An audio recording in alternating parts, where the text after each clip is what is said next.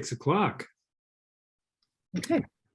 So welcome everyone to the January 18th, 2022 first meeting of the new year. Welcome to the new year of Soquel Creek Water District. We will be returning to this Zoom meeting portion at 7 p.m. But until that time, we're going to take a roll call and then we will be going to close session. So roll call, please. Director Daniels. I am present. Vice President Christensen. Present. Director Jaffe. I'm here. Director Lather. I'm here. And President LaHue. Here as well. And then before we do go to closed session, is there any public comment on that? I didn't see there was anybody that signed up ahead of time, but is there any public member there raising their hand?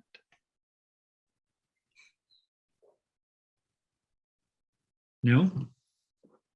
I am not Doesn't seeing look like any. it. Thank you. Or if they're, Okay. yeah.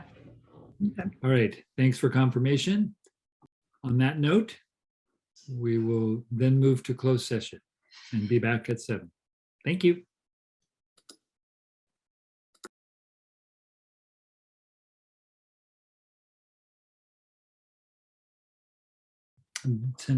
To tonight's meeting. We returned from closed session. There were no reportable actions. Josh, did you have anything else to add about that? No, President LaHue. Thank you. Okay. And then since there is no public hearing, then the next item is to see if anyone has anything they'd like to remove from the consent agenda. Nothing from me. Nothing for Bruce Daniels. Nothing for me. Carla, no. Rochelle. And there, Bruce is here.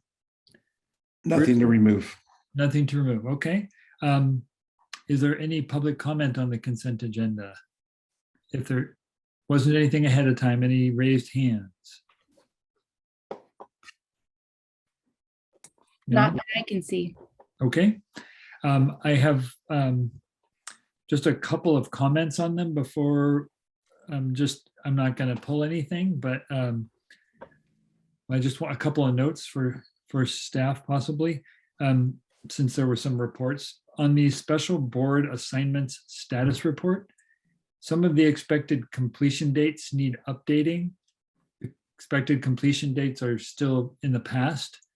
And then on 4.6, the management update, I was wondering, it's clear a lot of some of the material is from prior management updates and some is new. And if there was a way to highlight what is new from the last update with either italics or a color or something, that would be helpful to me. And then just as we go forward with looking at our vehicle fleet, just want to make sure we consider, electric vehicles, because that would be, since none of our vehicles need to go super far, I think that could be a practical option in the near future. Okay. And those are my comments on consent. Any motion? Move approval. I'll second. Moved by Bruce Daniels, seconded by Rochelle, correct? Yes. Okay. Roll call, please, then. Director Daniels. Yes. Vice President Christensen. Yes. Director Jaffe. Yes. Director Lather. Yes. And President LaHue. Yes. Okay, thank you. Next is oral and written communications. Once again, I guess we'll see if we have any members of the public raising hands to speak here. Seeing none and hearing none. Any director oral communications?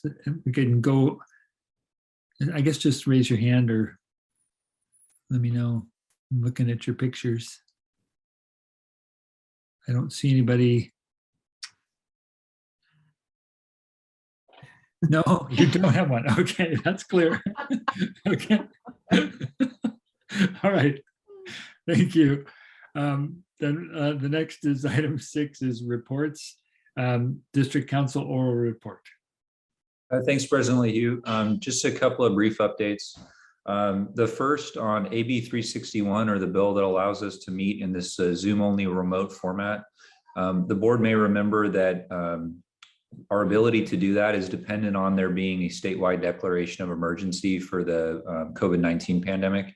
The current declaration actually expires at the end of March, although given current conditions, we anticipate the governor will continue to will extend that, and of course we'll keep you updated as more information is available. In addition, now that it is a new year, some of the legislation that had been adopted last year took effect January 1st. Importantly, that includes SB 155, which sunsets the water moratorium. It sunsetted it actually at the end of last calendar year.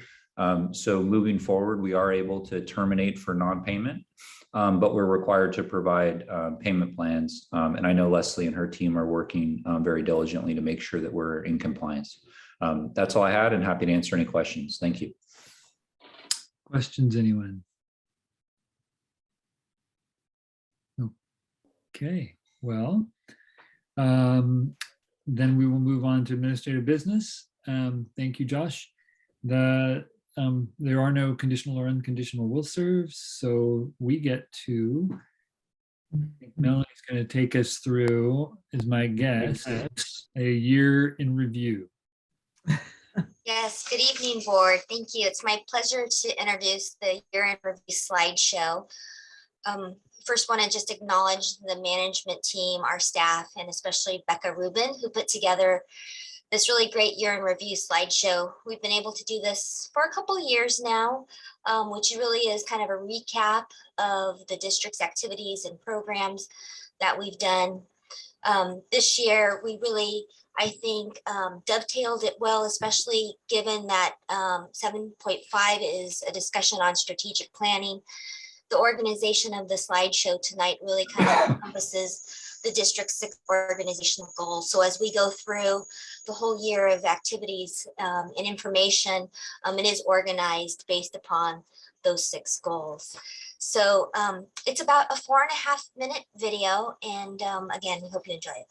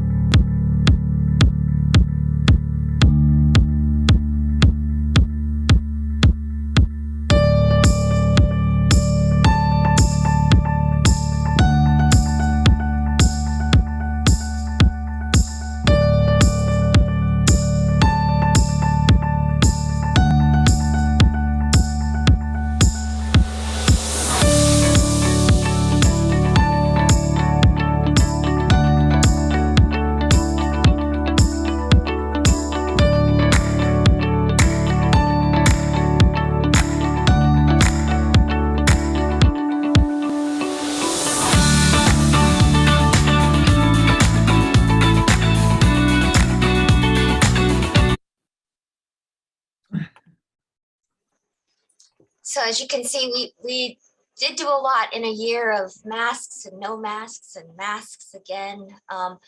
Sorry if the video was a little unclear. It looked at on my screen to be a little fuzzy. In looking at it on other devices, it looked great. We will be having this available on our website. We'll be sharing it on a couple of our toolkits like the eBlast and some other kind of venues to get this out. We've been seeing quite a few year in review videos from other agencies on LinkedIn, so we likely will also put it out on that platform as well. Well, great job. Yeah. Did a lot, a whole lot. Yeah, it's pretty amazing, really. Yeah, I No, think thank- I think it is okay. definitely something that the board should be proud of to share with our customers on everything that the organization has done. And thank you, Becca, you put it together. So Thank Good you. work. Thank you. That was Um, fun. My only comment is that maybe it went by a little too quickly. That might be why it was fuzzy on some of the pictures. I was having trouble keeping up with the reading. Yeah, yeah, but sometimes some pictures take a little while to upload, longer to upload. So maybe that was the problem with the fuzziness. mine was pretty clear. I think I'd suggest 5 seconds more on slides that have a lot of words on them. Yeah, that was. Honestly, the last, I was trying, I'm not a fast reader though, so I might not be a good example, but I think it's important to at least take a moment periodically to reflect on and recognize the huge effort that we've all accomplished, including our customers. And before we just at the end of the night, just turn and start focusing ahead again. So thank you very much, Melanie, Becca, others who Yeah, contributed. really nice. beautiful. Yeah, nice job. And to everyone, just good job in all the stuff we got done last year. I mean, it's really, we're not sit still, we are moving forward. So I guess we will get back to the other administrative business items. 7.3 is a variance request. That's postponed. So I'm assuming that'll be at a future meeting. Yes. So then we'll go to 7.4, which is the discussion and consideration of COVID-19 vaccinations. So Josh, were you gonna report out or? Yeah, happy to. Thank you. Thanks, Ron. Yeah, so the board met in closed session to provide some initial direction to its labor negotiators, as this matter is something that we have committed to, bargain and meet and confer with our labor groups on.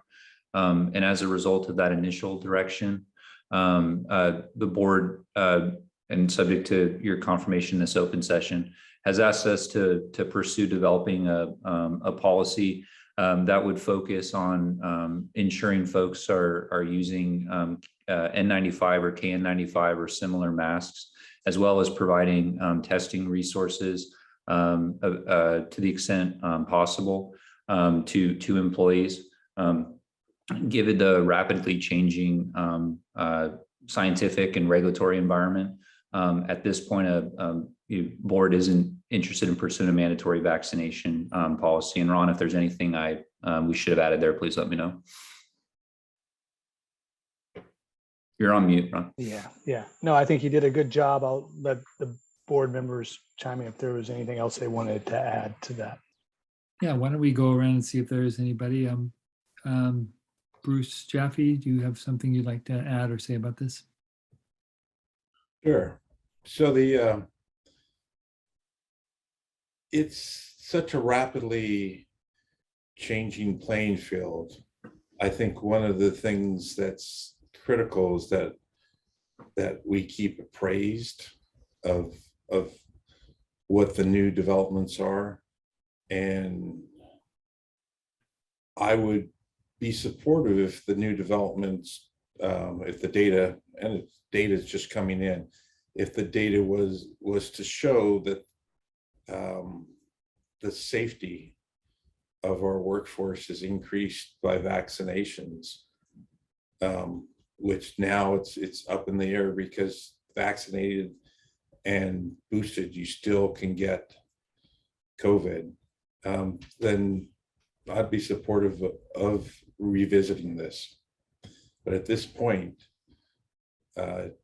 it appears that the vaccinations are not as effective as we thought they would be because of the Omicron variant. So those are, just my thoughts. Okay. But I am very supportive of masks.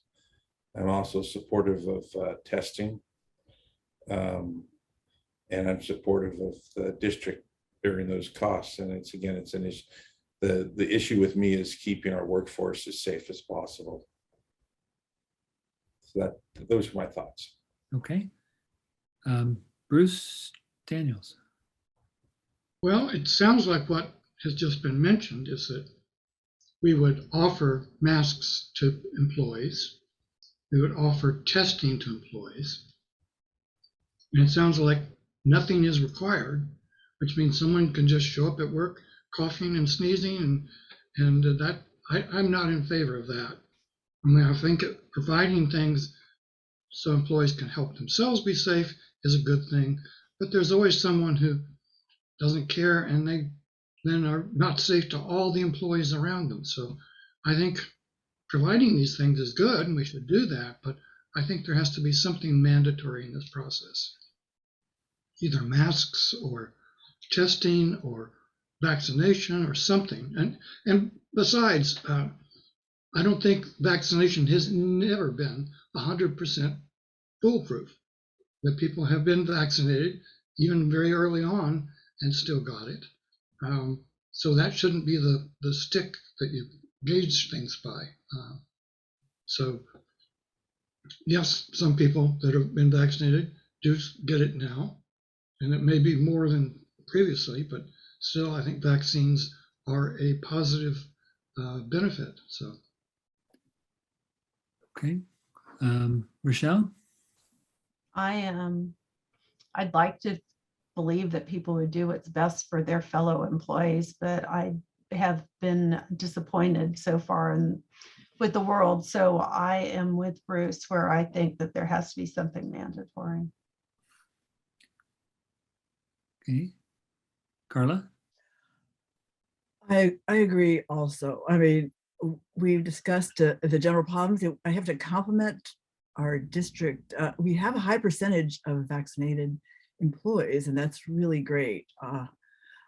It's really great, but it's not quite perfect. And especially given the fact that immunity induced by vaccinations are failing to prevent the disease. And so we still have a risk of circulating COVID even when we're vaccinated. So the ideal would be if everyone in our district got vaccinated, but I know that is really a challenge for some people. So I think the next best thing is to make sure everyone is wearing very good face covering, keeping mindful of distancing, symptoms, and testing. And I think the testing at this point is kind of a problem. So I don't know that we can make that mandatory given the availability of testing facilities and testing kits. So I'm pretty, just reviewing the CDC guidelines. I think, they're very good guidelines, and we should try to hew as closely as we can to those. I agree. And maybe review the whole thing again in 3 months, in March, I guess. Or is that 3 months? Okay, whatever, March or April. I think I will just make a couple of comments. So it's three kind of little bit separate things. I mean, right now, there's no question that vaccines are going to make it safer for each individual. Scientifically, that they're not going to get as severe disease, and we may not lose a worker for as long. So it's better for everyone, for the community, and for our district if everyone was to get vaccinated. as far as spread to others, I think, as several people mentioned, I mean, even vaccinated and boosted people can get COVID and spread it. And so to me, having a mask mandate, that it's not just, I mean, everyone who comes to work and works in the district should have to wear a KN95 or N95 mask. And I agree with Bruce Jaffe that we should provide those, but I think it shouldn't be an option of whether to wear a mask or not, covering nose and mouth. And because that's going to keep everybody the safest, and from affecting others, and to maintain the distances wherever that's possible. So more than 6 feet, really. So that's the way I would say. I think, if I felt like vaccination would prevent the spread, then I would be looking more at a vaccination mandate. But since the spread is happening even with the vaccine, I think it doesn't make sense to have a vaccine mandate right now. But I still think we should do everything we can to encourage people to do it, because it's what's best for them and for our healthcare community and our water district. Thank you. And may I chime in now, President Leahy? So what I think I'm hearing is no mandatory vaccine requirements, but mandatory other protocol to stop the spread, such as masks that are effective, distancing, incorporating testing kits where appropriate. We know that can be a little bit of problematic, just getting a hold of them. And also maybe the policy, looking at another sound policy and kind of attaching ourselves to that somebody that may have one or an entity. So staff will work on that with probably some options, and probably get a little more feedback, I'm sure, through district and bring something back at a future date. Yeah, I mean, for the good of the district, also anybody who has any signs of a cold or anything should get tested before they come to work. But Bruce Jaffe, you're up. I just want to say, it's a moving target, but I'd like the district to be able to respond quickly. If data does come out that, the vaccinations are not assuring that you won't get it, but decreasing the likelihood that you'll get COVID. Because if the less likely it is that you get COVID, the less likely it is that you'll spread it to other coworkers. So I don't want to shut the door on mandating vaccinations, but I want it to be data-driven and based on facts. So, and probably, as that data comes in on Omicron, it'll become clearer whether we should be mandating vaccinations or not. Or if a new variant comes up. Or the next variant, yeah. Yeah. Yes. That's highly likely that we'll have some more, and we don't know how the policy will have to evolve in the future. But the only other idea I forgot I think we talked about before is whether you can have some incentive for vaccination or not. I don't know. Just gives it. Okay, we'll take that into account. I don't know. I saw a booster clinic at the Live Oak Shopping Center that was at the brew pub there. It was a long line too, I'll tell you that. And did people have beers in their hand? Well, you have to get the shot first, probably. Got a free beer. That was the deal. Oh, is that what the deal was? Yeah. You get vaccinated, then you get sloshed, huh? You get a shot and a beer. Yeah. Any other comments, questions? I think, Ron, this is just to give direction. I feel like you've got. Yeah, I feel like we're in good shape. A couple extra tidbits here that I think will be helpful in formulating some draft policy for your consideration. And then is the plan, Ron, that that'll be brought back to the board? Yes, for formal approval and adoption, taking all this into account. So yes, that's and as soon as we can, I know it's important to do it, although we're already doing a lot of these things. The next board meeting is a quick turnaround, happens to be the 1st of February. So it's as close as you can get. So we'll shoot for that, but it may not happen until the next one, or we may provide a little more update at the next one. I'll have to work with Tracy. Okay. Yeah, It'd be don't- nice to have at least an update. Okay. All right. And I understand that it's, the playing field is changing. Mm-hmm. Mm-hmm. So, Yeah. Yeah. Okay, but lots of good ideas. Revisit in a couple of months. I heard from Director Christensen, potential incentives and other things. So I captured all that. Okay. And I just want to jump in to make sure that we ask for public comment. Oh, yeah. Sorry. That'd be great. We're just giving direction. We're not voting on anything, but I didn't see anybody on the group of participants that, maybe I missed that. We do have 4 attendees. I didn't see anybody raise their hand. Okay. Yeah. Do you see anyone, Emma? I don't. Okay. Let's see.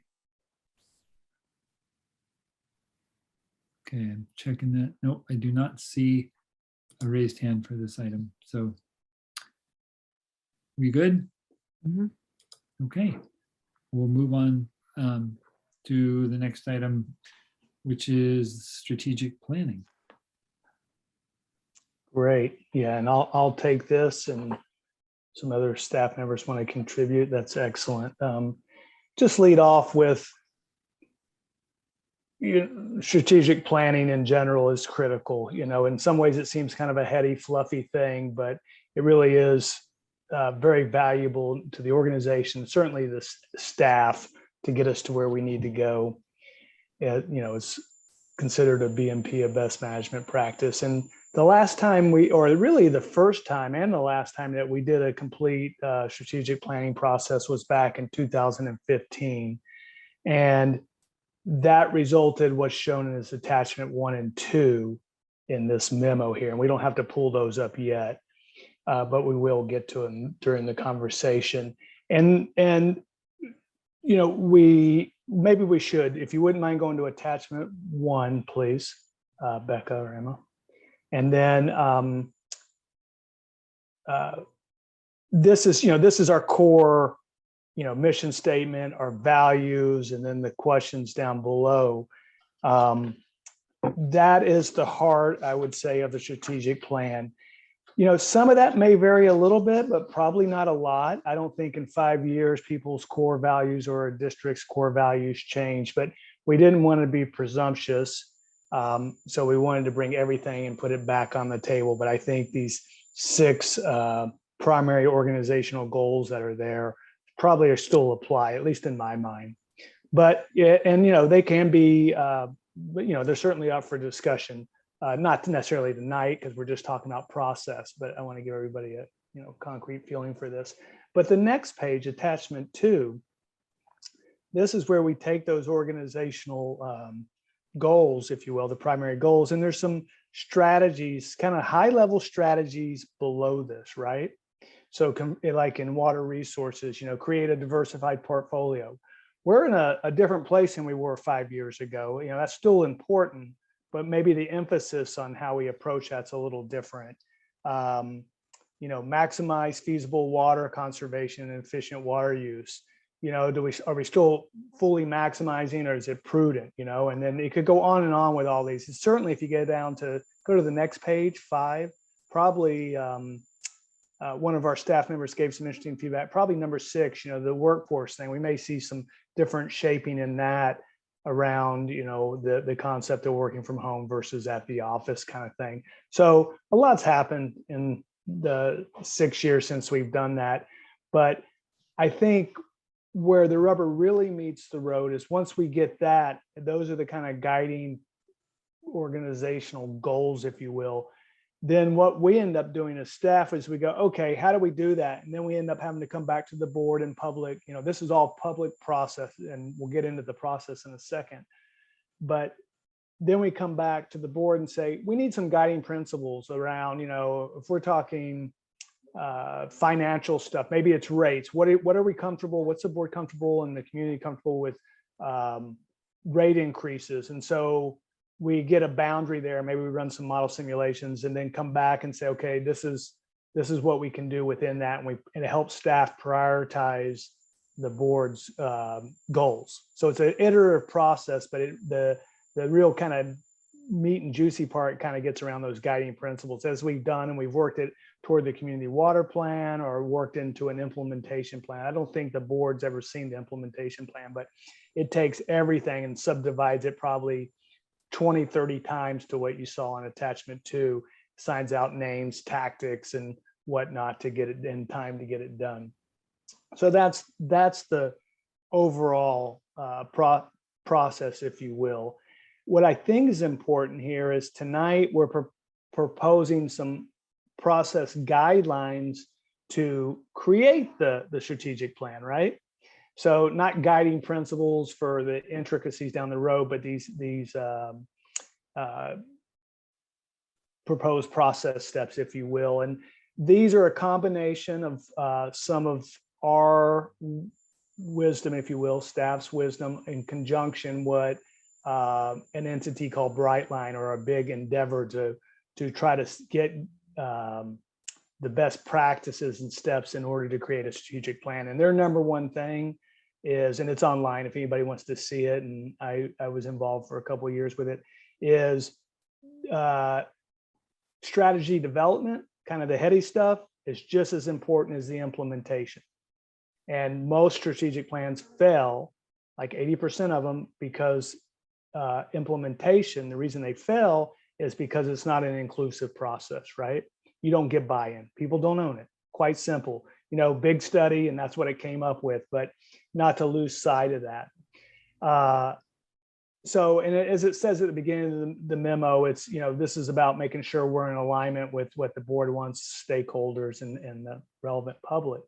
So I'll just run through these 8 real quick because I think they're important, worth reading. It's kind of not my nature to do it, but I think it's important here. So as part of this process, and this should be added to, we don't have this completely nailed down, but it's something to work from, and it can be done over time because we're going to come back to you in multiple steps with this, but hold, you know, many public meetings, several of those, and they don't necessarily have to be outside the board meetings.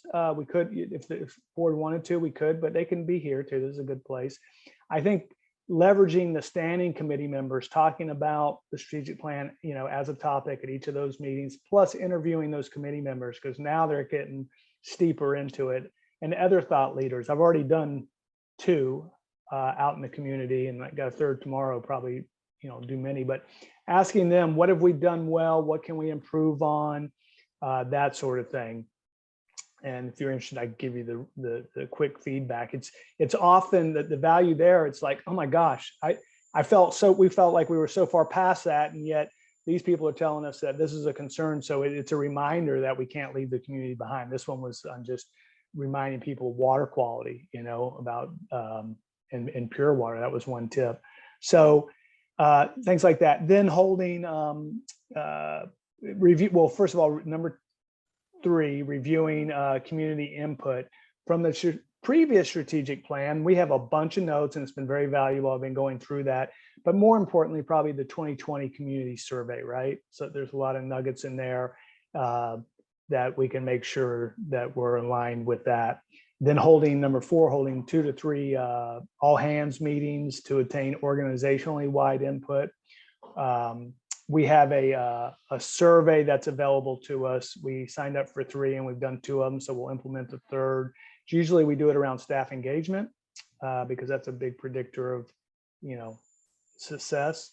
But this one will probably orient more toward the strategic planning process. Interview staff individually and hold additional meetings as needed. And then after the plan is complete, update the community water plan and the implementation plan. Now that's the process part. I was talking guiding principles and I meant process there if I confused anybody. So we'd love to hear feedback on that. Doesn't have to be tonight. It can be from the members of the public that we have on, or the board, or it can come in later. This is just the initial start of this. And so what we're proposing to the board.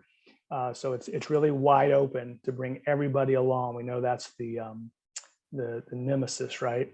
So we are suggesting a planning horizon to get us on the backside of Pure Water Soquel being operational. It doesn't mean we don't look out 5, 6, 7 years, but the landscape's so disruptive that we should be looking out there, but we should really plan. What we're suggesting is to plan, 3 to 4 years out. It will help inform what our agency will look like after Pure Water is operational. It'll help inform the upcoming budget. It'll help inform the rate committee that when the rates end in 2023 and we start about 8 months earlier than that. So that's kind of the process part and the time and horizon. The guiding principles that I was mentioning are down here. I kind of jumped the gun on that one. But I think number one is, it all boils down to prioritization, right? There's a limited amount of resources, staffing, funding, money, customers, what's appropriate for them to bear and pay. So we always got to be mindful of that, right? We can't do everything, and we have and staying focused is and prioritizing is what this plan will ultimately help us do. And then getting into recognizing that process, and that's what we're talking about now, and involving people is also critical, right? There's some economics work out of Europe that shows that they've actually quantified it to be 30% of the overall success. So if we ignored the process and we had the best strategic plan in the world, it would only be 70% successful, right? By virtue of that, theoretically. Strategy, delivery, and implementation is just important as design. So don't get lost in the clouds. Remember, it is about delivery, and that process will get you those two combined and linked. Strategy is really at the heart of organizational design configuration. So we don't design and then make our strategy fit it. Strategy can dictate some degree the design of the organization, right? It's dynamic, evolves over time. The landscape is, volatile and uncertain and complex and ambiguous. This is a military term when they started getting in kind of more guerrilla warfare, if you will. But remembering that and taking that into account can help enhance success in the future. Just knowing that there's not maybe just one outcome. There might be 3 outcomes or 3 scenarios out there. We can choose one, but if we take steps along the way and they capture all 3 of those or 2 of those, you're better off, doubling up. Limited resources. And then number 8 is just something we've used before. Instead of using a deficit-based approach of like just a typical SWOT analysis where you really focus on weaknesses and stuff, strengths, opportunities, weakness, and threats. It's a SWOT. The appreciative inquiry, and which kind of has a strengths-based positive outlook. And again, this is not to be all rosy, but the science shows that people are negatively biased to a ratio about a 3 to 1. So if we don't try to counter that negative bias, we will not make our ultimate decisions, best decisions. And so every one of these guiding principles, all 8 of them, have a science behind them. They're not just like feel good stuff, all the way down to the AI stuff. So that's what we're proposing just to throw out tonight. Any little feedback, of course, all this, how it shapes up at the end will ultimately be the result of that whole process. So I'll just stop it there tonight for right now and open it up. Back to you, President Leahy. Yeah, I just was going to ask a question about number 8, but I think you've explained it. So We get public comment. yeah, I just wanted to clarify that number 8 just so when you're going through the process, can you explain how that looks different? Like, or give an example. Yeah. So I think the best way to do it is compare. So in a traditional analysis, most companies use a SWOT-based approach where what are your strengths, which is great, but then it starts to focus on weaknesses and threats, and then it gets to opportunities. You do that here, but you start in a different place because people are already starting to get nervous and positional. You start in dream. What would you love? What would be your ultimate scenario? And the reason for doing that is not because you're going to get there, but because of it gets that creative process going, and at least it makes it enjoyable, right? And from that, other things spring up. So that's, in essence, that's what we're talking about. And the agency's done it before, and it's done it successfully with the help of Melanie. Actually did her thesis on it for her graduate studies, and Tracy employed it too, and I've used it many times, several times. That was just I didn't quite. It's a method out there. I just saw an interview by the GM for San Diego, and they employed it. So it's not like this totally obscure thing. And she said that was the reason for their success. So okay. I'm looking to see if there are any hands raised. Emma or Becca, do you see any requests for comment on this item? I don't. Okay. Then we'll go through, and I see what board member question. Bruce Chappie. Yeah, just I had a question on the proposed process. Is the idea there of putting these public meetings first before gathering information in 2 and 3 to basically not restrict what ideas come out? Is that the thought? Well, I think it's 2 and 3 are just to leverage what we have, if I may be so blunt. So, we got great standing committee members, so obviously interviewing them, doing it at a public setting and then individually. And then 3 is, I normally we would say, let's do a community survey, but I think the 2020 is pretty solid. And so we don't need to do that part of it. So leveraging and taking that into account. Yeah, so it's just, the order of things. Yeah, I didn't, the order's not specific here. I didn't have a certain order in mind, to be honest with you. It may lay out that way in some fashion, but I imagine the public hearings will be, or not public hearings, but the public meetings will be integral throughout the process, right? It won't be just hold 3 and then we're done. We do the next step. It'll be gather some and it builds upon itself. Okay. Yeah. Okay, and then after, how about Bruce Daniels? Well, my thinking about this is that how different this is going to be than what we did a few years ago. A few years ago, we were basically looking for a sustainable additional water supply, a particular project, if you will. And from that, then we got various things like the financing. So the project dictated the financing. And this time, I think it needs to go the other way. For example, I am not going to support, nor do I think the board should support, continuing these 9% per year increases. I think that's cruel and unusual punishment to our ratepayers. And they've been very, I think, good in supporting us so far, but I think we need to be good and support them now. And which means I think we should, first of all, decide how much we're willing to spend on this kind of stuff, because that'll limit what kind of things we want to consider doing or not consider doing. And so I think it needs to be backwards and figure out, because clearly we need to have our rate increase at least keep up with inflation. And for me, I don't know about the rest of us, it needs to be considerably less than the 9% we use for pure water. And so that's going to constrain us down to, I don't know, 5, 6%, 7% maybe. And so there some kind of things we might want to just take off the list because we know we can't do that this time. And so I think that's a good way of doing things, to make the most important things come first. And then those would act as constraints on the other things we're thinking about. Okay, Rochelle?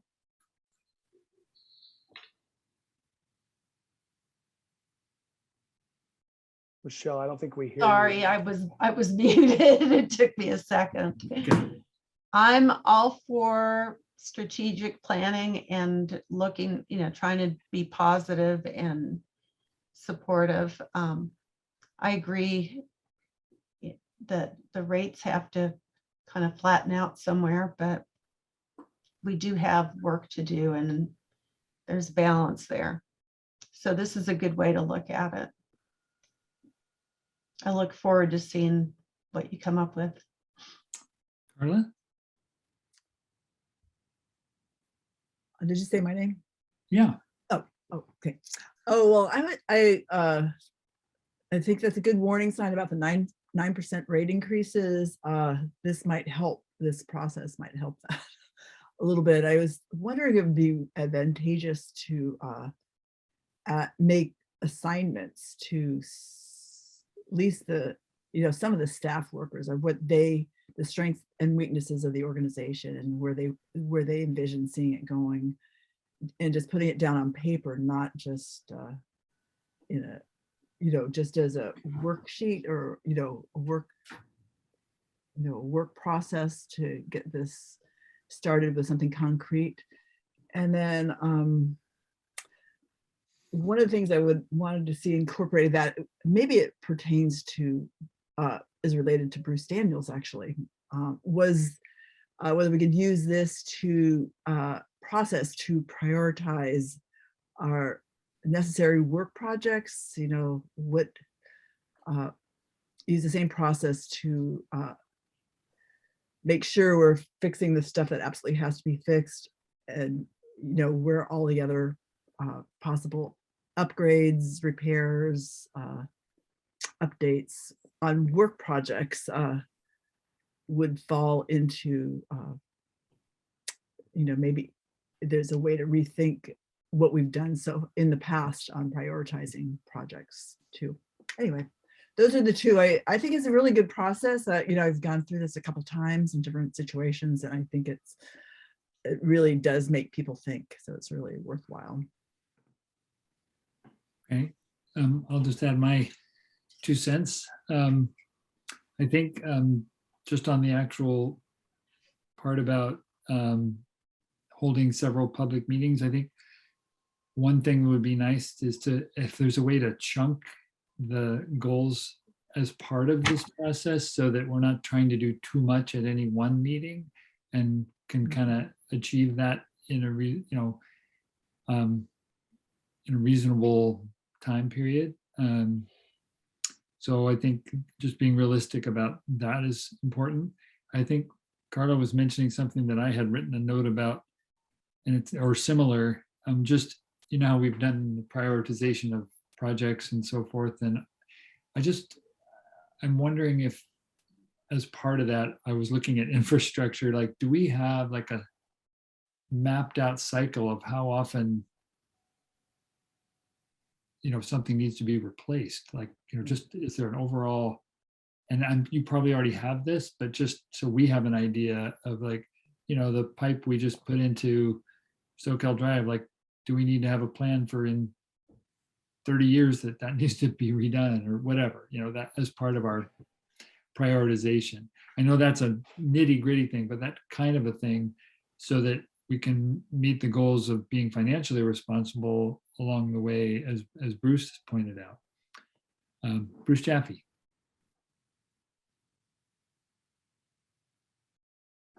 So one thing that I'd like us to consider is having at least one of these public meetings during the weekend daytime.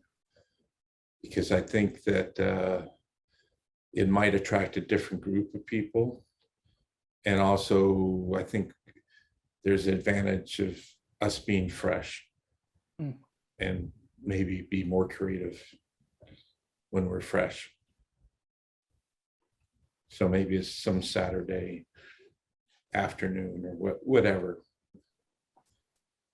Good idea. Anyone else? Additional comments, thoughts on the process? I had some things to mention. Yeah, Bruce. I like what you said, Tom, about the, other things we need to be thinking about. And I think that's a very good, important thing, is to see what are we already committed to? For example, we already have plans that have been sitting on the shelf for putting in this new tank.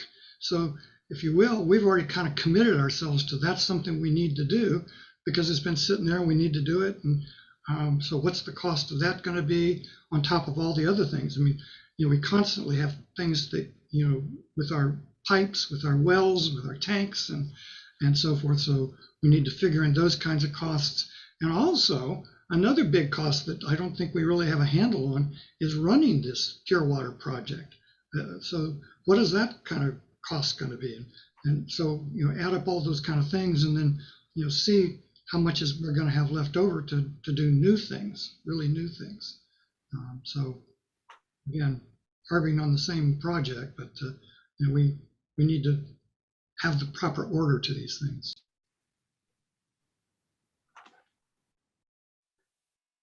Yeah, I if I may chime in, I think we're thinking exactly alike. That's why getting on the backside of pure water, not knowing it's, not just its capital costs, and then we'll be honing in on how much funding we'll get for that too, as we continue to pursue it, or at least have a better idea. And that may change over time too. That's one of those uncertainties, may increase. Also factoring in, like you said, the operational cost of pure water and the other stuff that we have. If we have to have a Chrome 6 plant, for example. But what we envision is, we have a rate model, running the rate model, and Leslie, you're welcome to jump in, and knowing what we have debt obligations. That's a new thing we didn't have before, right? So there's certain things that we have to do.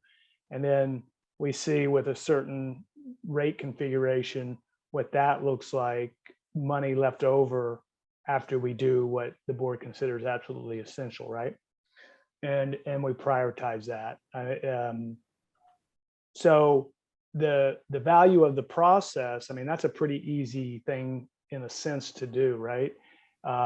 Is that new things come to light to enhance that success and to maximize the value. And that's where the public comes in, that's where the staff comes in, and also ensures better execution success. Okay, anybody else? So we've given feedback, mostly positive, and some. Yeah. Anything else anyone needs to add or wants to add? Okay. Hey, open it up to staff too, Tom, or President Hugh, if you don't mind. No, that's a great idea. We've got Melanie, Christine, we've got Shelley and Leslie and Taj. You guys want to add anything? Because staff, I remember, has been an important part of this whole process the last time too. Leslie, Yeah, this is Leslie. Wait, Leslie. And I think one of the important components when we're setting goals for our organization is also going to be, and I approach this kind of from a rate standpoint, is going to be what is our goal for water use? Because rates are a component of two things: expenditures and water use. And as one goes down, the other goes up, and vice versa. So, as an organization, we may want to build into our goal setting, what is our goal going to be long-term for water use? Once we have Pure Water Soquel on track. Yeah, And realizing we have to be sustainable. I would add in this configuration, it's water sales, cost, and grant funding, because I think it's substantial, but just tooting our own horn, Leslie. Melanie? Yeah, thank you. I'm excited about this from the Special Projects and Communications kind of department. I think it dovetails nicely to a lot of the work activities under this department. It also, I think, would assist us with some of our committees that we have, the standing committees. I can see some participation in there as well as some assistance. I know that Becca and Mackenzie and I have been talking a little bit about the outreach activities for the next 2 years and assisting with both short-term and long-term goals. So I think this will help create an opening for that, as well as how we can work with our standing committee members. And then from Pure Water Soquel, I do agree. I think that going through the 2015 effort, like Dr. Daniels mentioned before, really was about obtaining a supplemental water supply and developing that community water plan, and kind of the why of our organization is at an exciting time to formulate kind of that new approach. So I'm looking forward to it. I like the idea of a Saturday. Not necessarily I like it just because it's a weekend, but I do think that it's good for fresh minds and for new ideas. And I think we would get some more participation, hopefully, on that. Okay, thanks. Anybody else? I want to mention one thing that we will have to consider at some point is what do we do with the water demand offset? Can we legally, justify continuing that? And if we don't, what does that mean? I think that's on the list of It is projects. on the list, and that's a great, that's something that is up for discussion. Yeah, that's a great example. Like when, kind of thing. What's the triggers if it does to move on? Yeah, that is in that time frame you're talking about. Yeah. See, Taj or Shelley or Christine or Becca. And nobody and wants. Okay. I'll just add, just not to get too in the weeds here, but let's just use the WDO program as an example. So if sustainability, and customer equity or, rates are like the two priorities, right? Just because we know those are very important.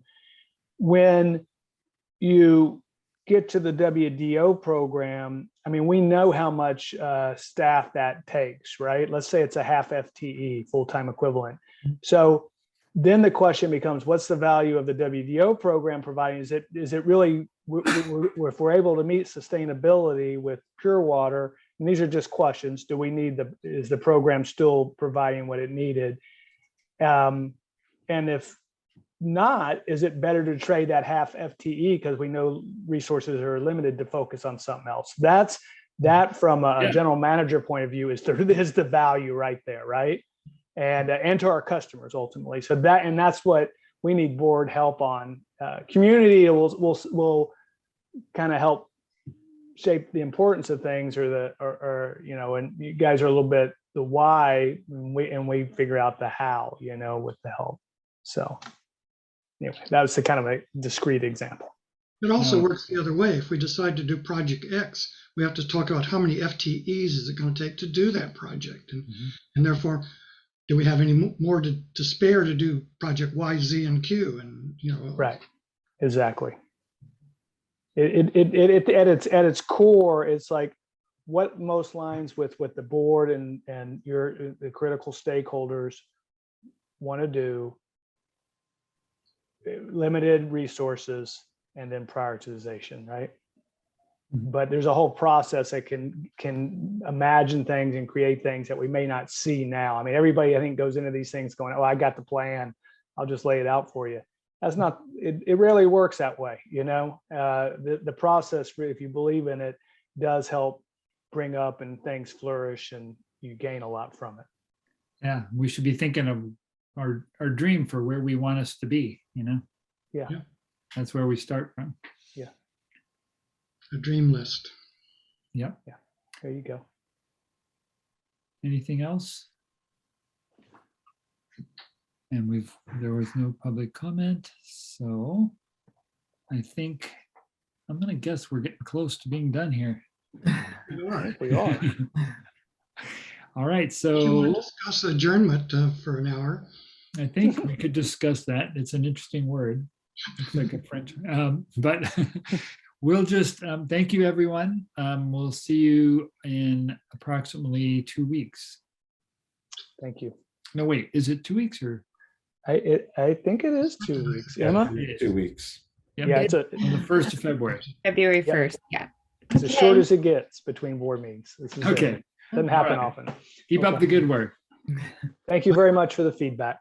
Bye, everyone. Okay. Thank you. Bye. Bye. Happy New Year. Yeah. Bye-bye, you all. Bye-bye.